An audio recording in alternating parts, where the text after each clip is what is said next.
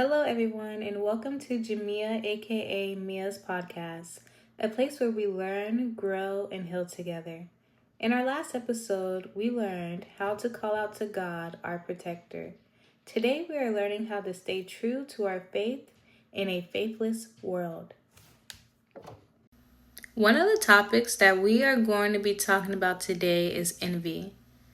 Know that your envy can cause others to sin. Have you ever found yourself not liking someone for your own personal reasons?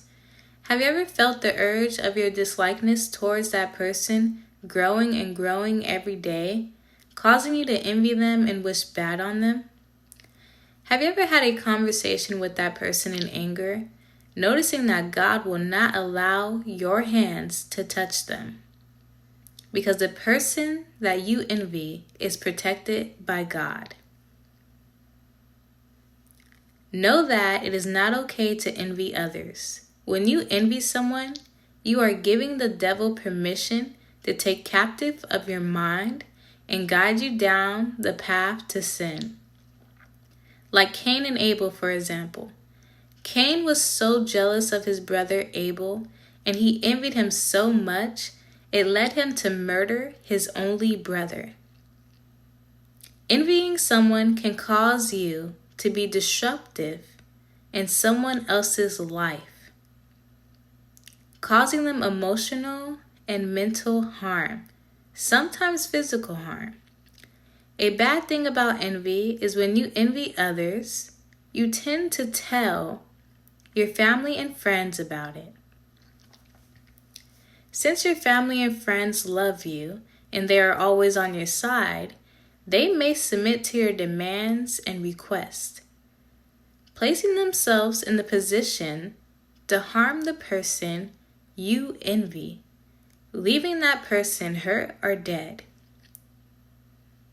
Your envy towards another person can cause you and the people you influence to get in trouble by God. You will be harshly judged by God when your envy leads you to harm someone. Your actions and motives will always be judged if your heart is not pure, like with good intentions. Try not to envy others if you are God's child. Know that everyone was created different, and everyone was dealt their own hand. Do your best to tend to your garden instead of destroying other people's gardens. As we read Mark chapter 6, 14 through 29, we are going to be reading about John the Baptist being beheaded due to another person envying him. So stay with me as we read this story. Mark 6, verse 14 through 29. John the Baptist beheaded. King Herod heard about this, for Jesus' name had become well known. Some were saying, John the Baptist has been raised from the dead, and that is why miraculous powers are at work in him. Others said he is Elijah, and still others claimed he is a prophet, like one of the prophets of long ago. But when Herod heard this, he said, John, whom I beheaded, has been raised from the dead. For Herod himself had given orders to have John arrested, and he had him bound and put in prison. He did this because of Herodias, his brother Philip's wife, whom he had married. For John had been saying to Herod, it is not lawful for you to have your brother's wife. So Herodias nursed a grudge against John and wanted to kill him. But she was not able to, because Herod feared John and protected him, knowing him to be a righteous and holy man. When Herod heard John, he was greatly puzzled, yet he liked to listen to him. Finally, the opportune time came. On his birthday, Herod gave a banquet for his high officials and military commanders the leading man of Galilee. When the daughter of Herodias came in and danced, she pleased Herod and his dinner guests. The king said to the girl, "Ask me for anything you want, and I will give it to you." And he promised her with an oath, "Whatever you ask, I will give you, up to half my kingdom." She went out and said to her mother, "What shall I ask for?" "The head of John the Baptist," she answered. At once the girl hurried in to the king with the request, "I want you to give me right now the head of John the Baptist on a platter."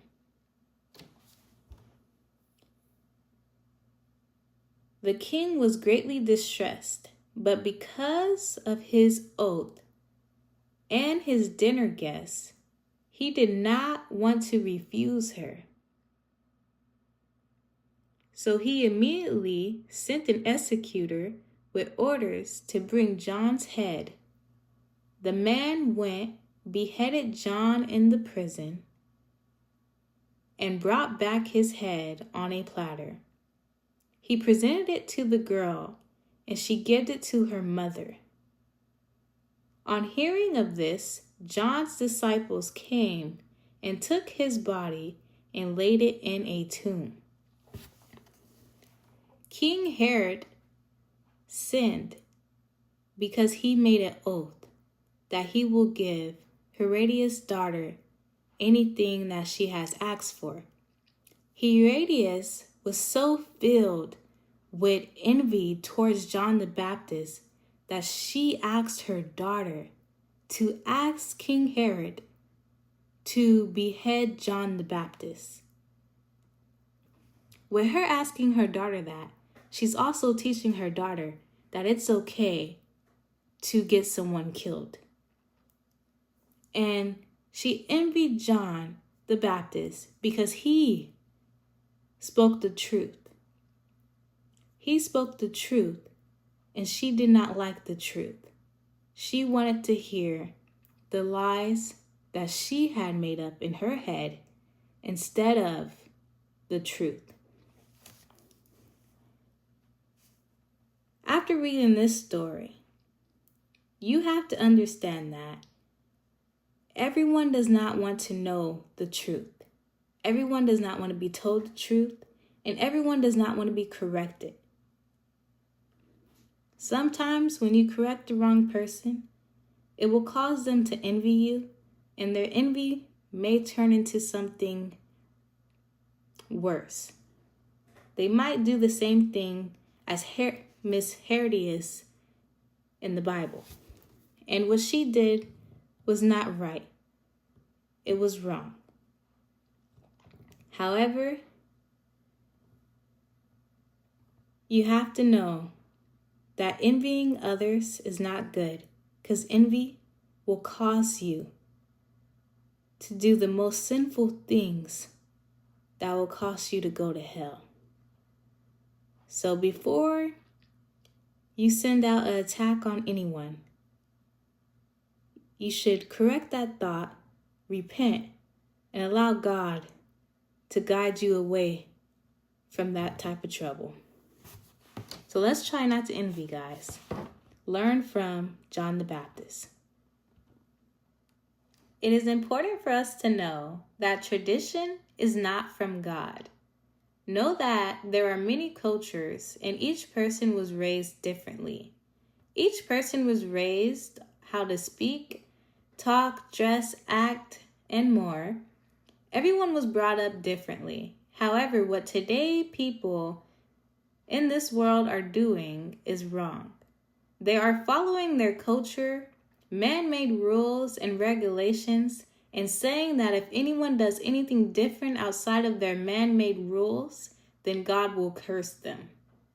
However, that is false information. God does not follow man-made rules or man-made traditions, and He does not expect us to follow them. God expects us to follow His 10 commandments and His laws that are written in the Bible. Anything outside of that is not from God. There are so many people today that are traumatized and hurt because they believe that God does not love them because they broke a man-made rule or a tradition that their families placed on them. However, God loves you and He has never left you. He's just waiting for you to speak to Him and ask Him for His help. Know that God isn't keeping track of what man-made rule you have broken. God is watching your heart. He desires to clean and heal your heart and lead you away from the world to Him. So as we read Mark chapter 7, verse 1 through 23, we will read about what Jesus says about tradition. Mark chapter 7, verse 1 through 23. That which defiles. The Pharisees and some of the teachers of the law who had come from Jerusalem gathered around Jesus and saw some of His disciples eating food with hands that were defiled, that is, unwashed. The Pharisees and all the Jews do not eat unless they give their hands a ceremonial washing, holding to the tradition of the elders. When they come from the marketplace, they do not eat unless they wash, and they observe many other traditions, such as the washing of cups, pitchers, and kettles. So the Pharisees and the teachers of the law asked Jesus, "Why don't your disciples live according to the tradition of the elders instead of eating their food with defiled hands?" He replied, "Isaiah was right when he prophesied about you hypocrites, as it is written, 'These people honor me with their lips, but their hearts are far from me. They worship me in vain. Their teachings are merely human rules. You have let go of the commands of God and are holding on to human traditions." And he continued, "You have a fine way of setting aside the commands of God in order to observe your own traditions. For Moses said, 'Honor your father and mother,' and anyone who curses their father or mother is to be put to death. But you say that if anyone declares that what might have been used to help their father or mother is korban, that is devoted to God. Then you no longer let them do anything for their father or mother. Thus you nullify the words of God by your tradition that you have handed down. And you do many things like that."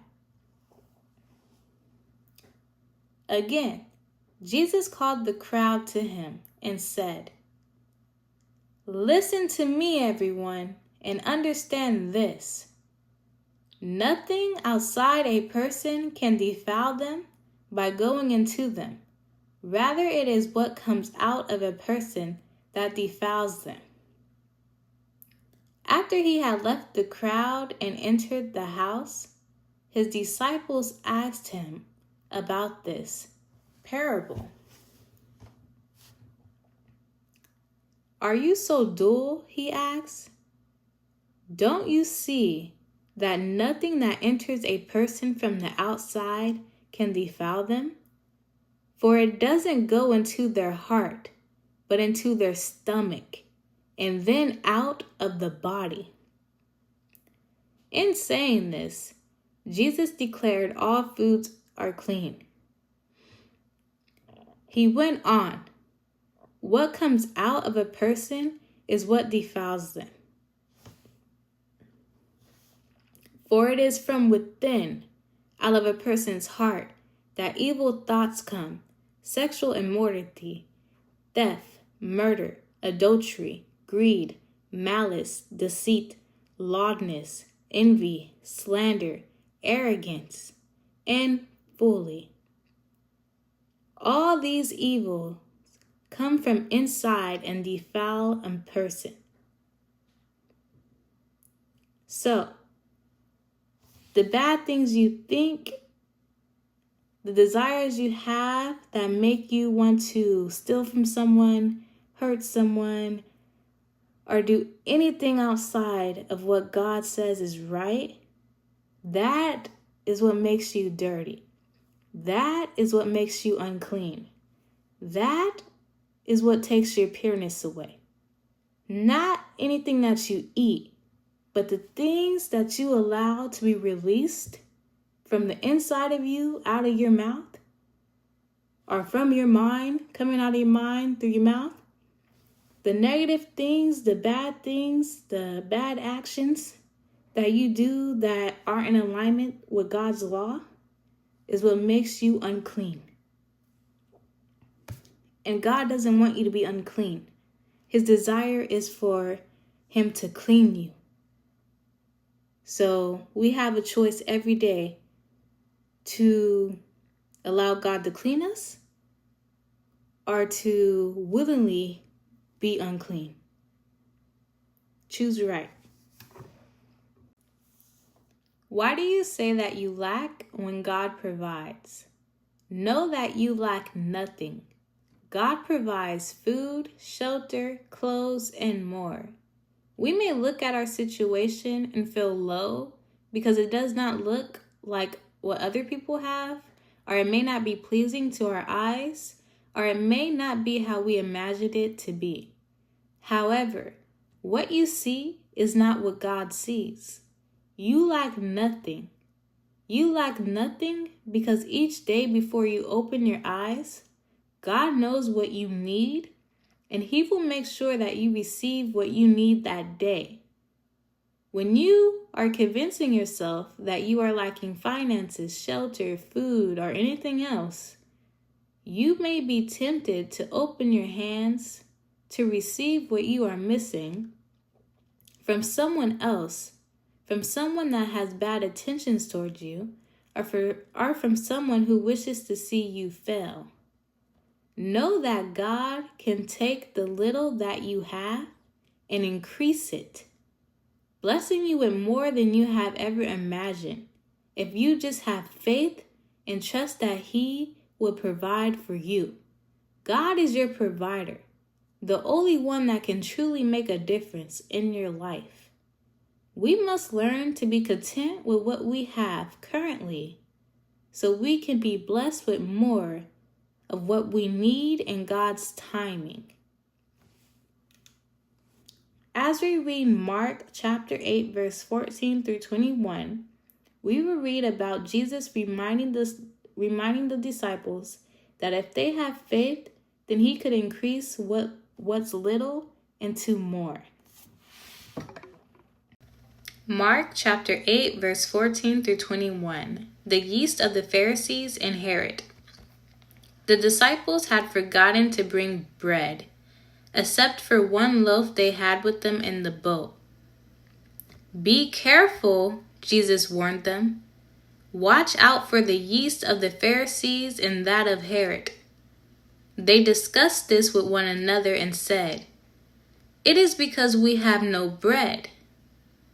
Aware of their discussion, Jesus asked them, "Why are you talking about having no bread? Do you still not see or understand? Are your hearts hardened? Do you have eyes but fail to see, and ears but fail to hear? And don't you remember when I broke the 5 loaves for the 5,000? How many basketfuls of pieces did you pick up?" 12, they replied. "And when I broke the 7 loaves for the 4,000, how many basketfuls of pieces did you pick up?" They answered, 7. He said to them, do you still not understand? I believe this is important. This story in the Bible is very important because we tend to see the little that we have. For example, these are paper clips, right? There's like barely any paper clips in here, right? And to me, it's like, okay, 1, 2, 3, it's like 6. Only have 6 paper clips, right? So you have to know this. Everyone that's gonna be offering me more paper clips may not have good intentions for me. For example, when you're buying a car, right?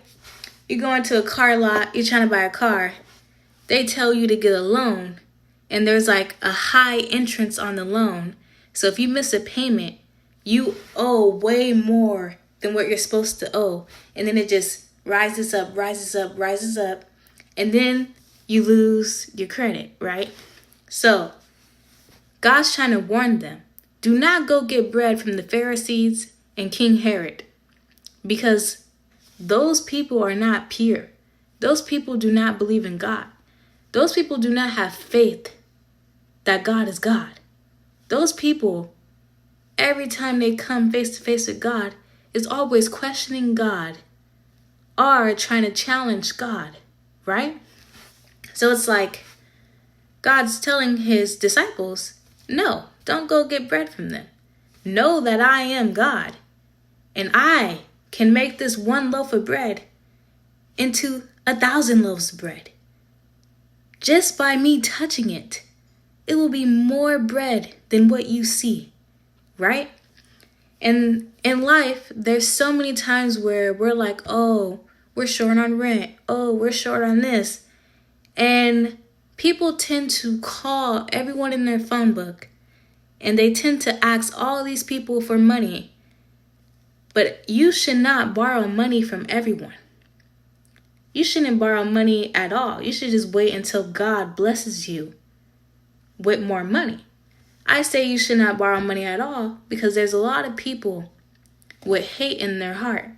And they might give you some money, but if you don't pay them back, by the time you're supposed to pay them back, they might put you through some fire. And that fire is not good fire.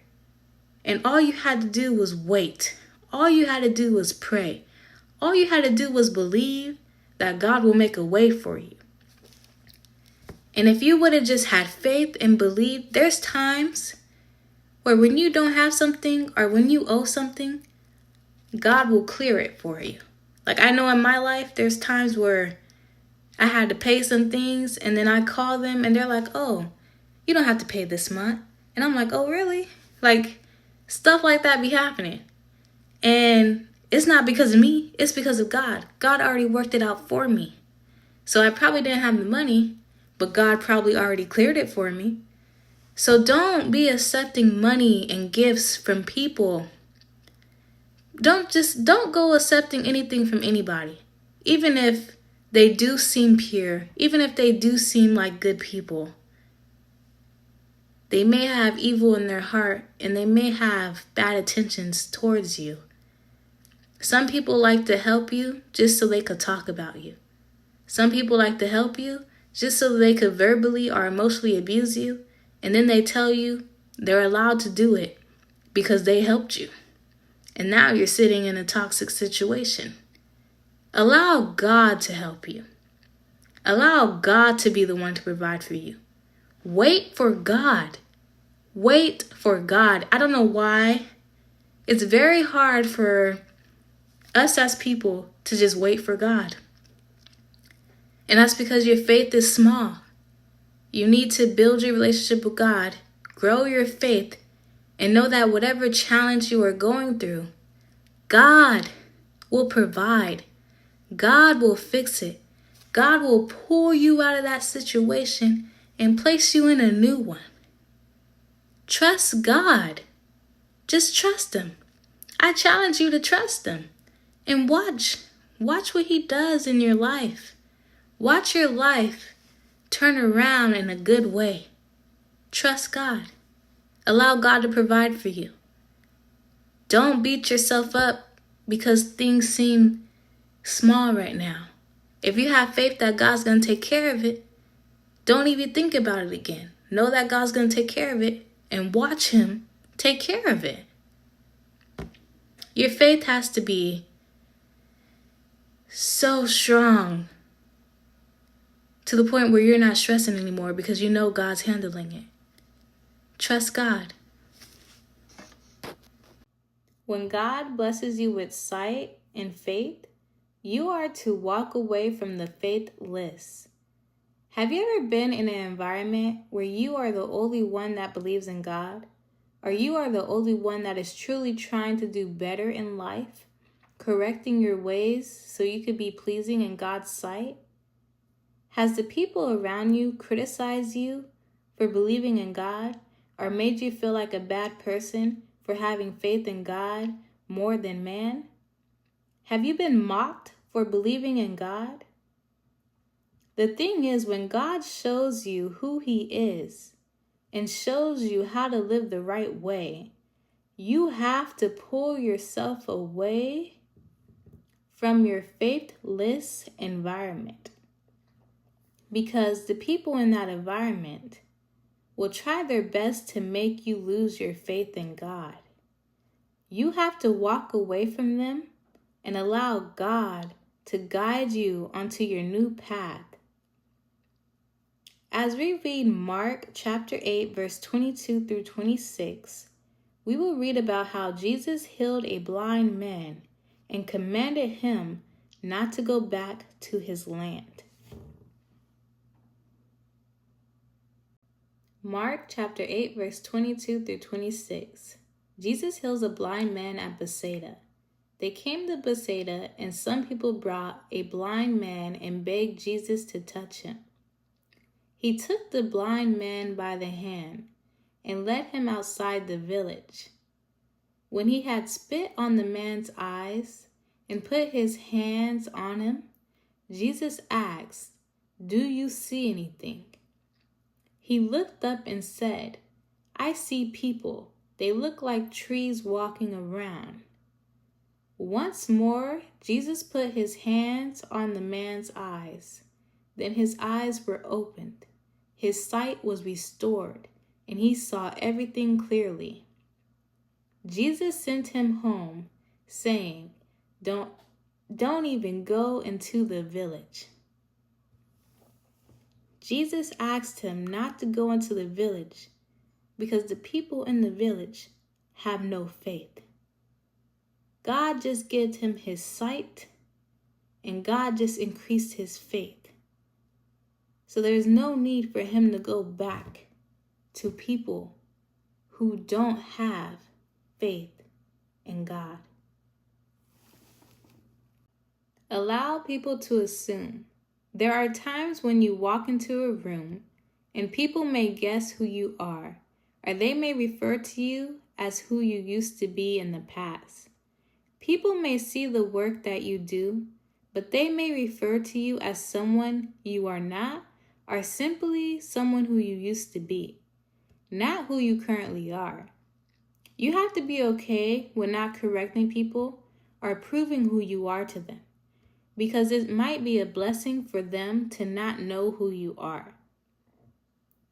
As you read Mark chapter 8 through 27 through 30, we will read about Jesus asking Peter, "Who do people think I am?" And you will read Peter's answer, explaining to Jesus that people are calling him so many names besides his own. Jesus told Peter not to tell anyone who he is. Jesus was okay with them not knowing who he is. He never bothered to correct them. Jesus never bothered to correct them because the true believers already know who he is. He is the Messiah. But the people who do not know him did not know who he was. They called him every other name besides his name. And he was okay with that because his goal was to deliver people from sin. Mark chapter 8, verse 27 through 30. Peter declares that Jesus is the Messiah. Jesus and his disciples went on to the villages around Caesarea Philippi. On the way, he asked them, "Who do people say I am?" They replied, "Some say John the Baptist, others say Elijah, and still others, one of the prophets." "But what about you?" he asked. "Who do you say I am?" Peter answered, "You are the Messiah." Jesus warned them not to tell anyone about him.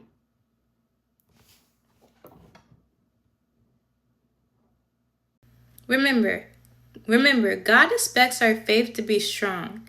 When our faith is weak or non-existent, we can't expect to receive a significant blessing. The measure of our faith God desires from us doesn't have to be enormous, but even faith as small as a mustard seed can move mountains. However, when we doubt God, it disappoints him because he is capable of performing miracles at any moment. All he asks from us is for us to remain faithful to him. Thank you for watching Jamiea AKA Mieaa's podcast, where we learned about Jesus and the miracles and healing he performed due to faith. Remember, when you doubt and your faith becomes weak, God does not take that lightly. Try to reread the book of Mark in the Bible when you feel like your faith is drifting away. Thank you.